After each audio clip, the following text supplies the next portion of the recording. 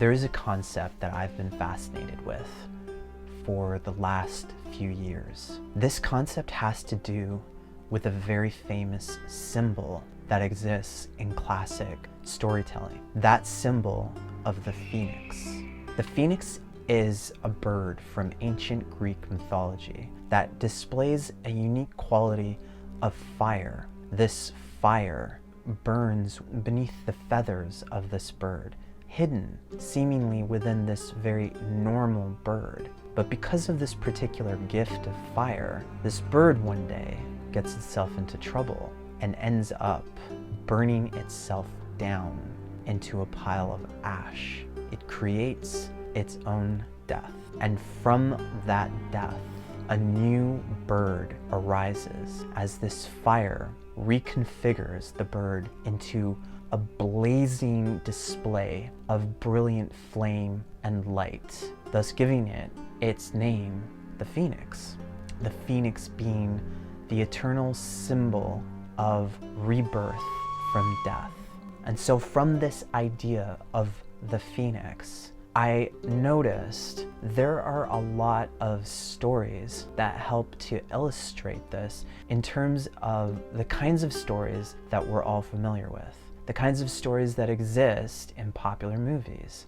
And from those stories, I derived what I call the phoenix equation. The phoenix equation has to do with this idea of the phoenix in everyday life. Probably some of my favorite movies, and the ones that I've watched recently, are Harry Potter and the Deathly Hallows Part 2, The Dark Knight Rises, the Matrix movie. You will also find this very same idea of rebirth in some of the most famous stories, like The Count of Monte Cristo, for example, that depicts this story of Edmond Dantes. From his own kindness, is brought into a destruction of everything he knows and loves in his life. Along the course of that, he literally has the process of transformation into who I would say he really is, the Count of Monte Cristo. The same thing can be seen in Christopher Nolan's Batman Begins, in the reconfiguration of Bruce Wayne into Batman, and inevitably mirrored in the final act where he literally rises from a destruction that his arch nemesis Bane puts him in. And so with the idea of these fights that create a kind of story, a sort of play of the hero learning how to fully become who they are, inevitably these heroes in these movies always find themselves put into a no-win scenario. The reason I want to bring this up is because I want to relate this to us, to people who are in a process of awakening. You literally have this story within your lives as well. So the equation is very simple. The equation starts with a story, a kind of mask, if you will, to who and what you really are. This story is your introduction.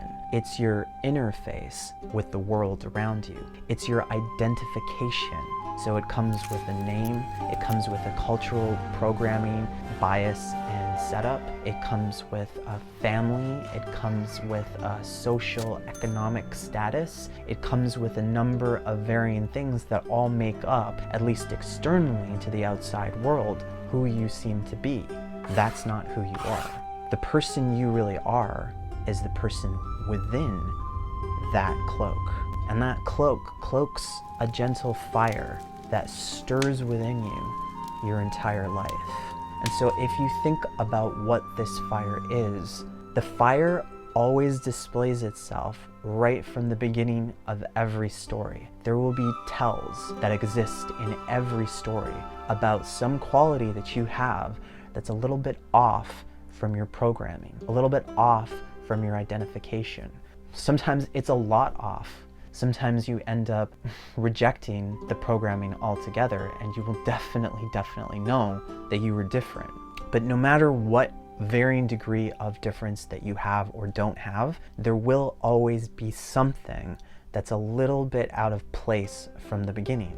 In the Matrix, you have this idea of Neo being called the anomaly. He is something that the matrix computer cannot identify and recognize as a variable that fits into the programming that it is established to construct and maintain the matrix. He's only registered as an anomaly or an error.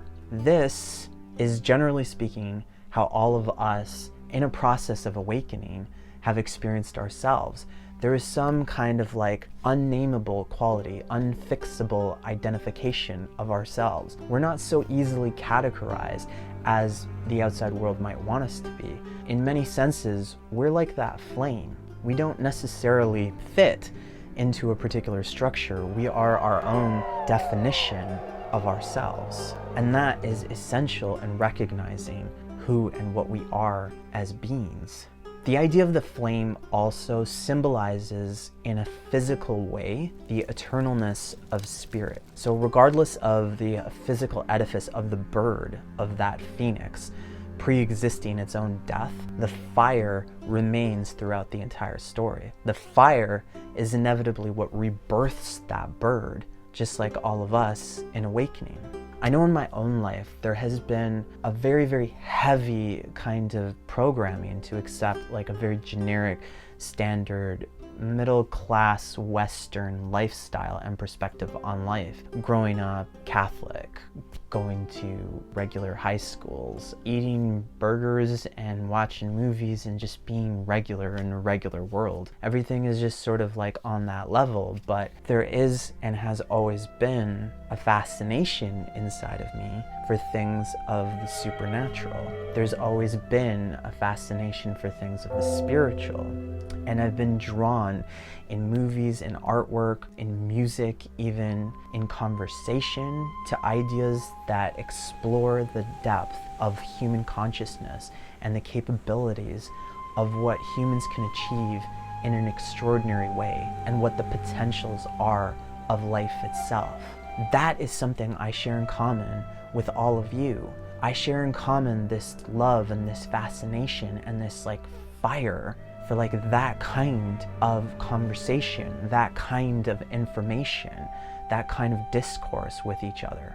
And so like you, I find myself in this position where that fire grows and builds and burns. But this story inevitably leads us to the end at some point of that identification that we hold resonance with the outside world. And what happens at the end of that place is we discover more purely and more brilliantly who we naturally are and burst into a light that we have never known existed in this world. That fire exists inside all of us. That fire is who we are.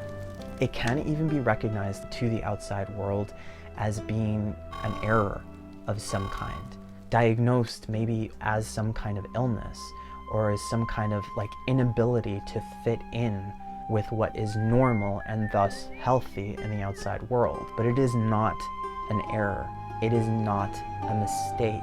That fire is the life of everyone all around you, and it's uniquely strong inside of you because you are here to reconfigure and to rebirth that old version of humanity into what you can reconfigure yourself to be.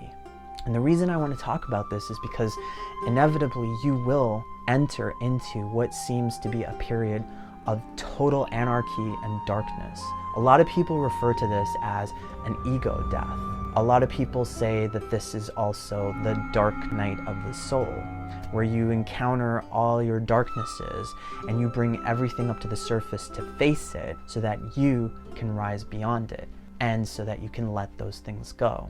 In the stories, generally speaking, the hero always encounters a place where they have to surrender to a win of their enemy, whether it be a person or a circumstance or even like a debilitating illness. There seems to be always this period, especially at the very precipice of that win, they will suffer a death of a kind. In the Matrix, this experience happens right at the end of the movie, where Neo is finally cornered into the hallway just before he can escape the Matrix, and he's shot to death by Agent Smith.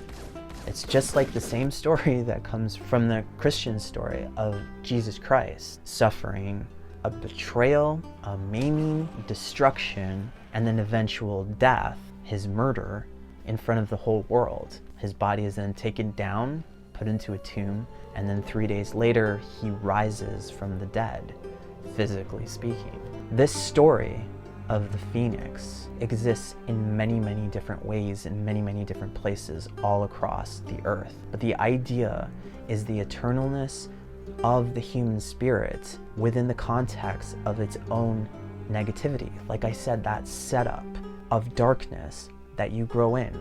You might even find yourself your own villain in many senses, and that the story can literally be that you're just simply fighting yourself. Sometimes it personifies itself in the outside world as particular people that you're fighting against, but generally speaking, it usually does have to do with some kind of like failure that hero possesses onto themselves. And so inevitably, you will find yourself cornering yourself into a very black, dark hole that you die in. And the reason you die is to basically empty yourself of the remainder of that life so that you can burst forward with the flame that has been flickering the entire time. And when you do, you will know the dawn of true awakening, and you will be rebirthed into a light that you have never even known could actually be possible. My name is Summer Wind. If you like these videos, please like, share, subscribe, comment down below. Let me know if you've had your own kind of awakening story and how it's affected you and your life. I know for myself that I have faced, even in the beginning of my awakening, that exact impossible no-win scenario that put me in a position where I had to learn that I can discover something I didn't even know existed. And that's why I'm sitting here talking to all of you right now. Have a great day, guys.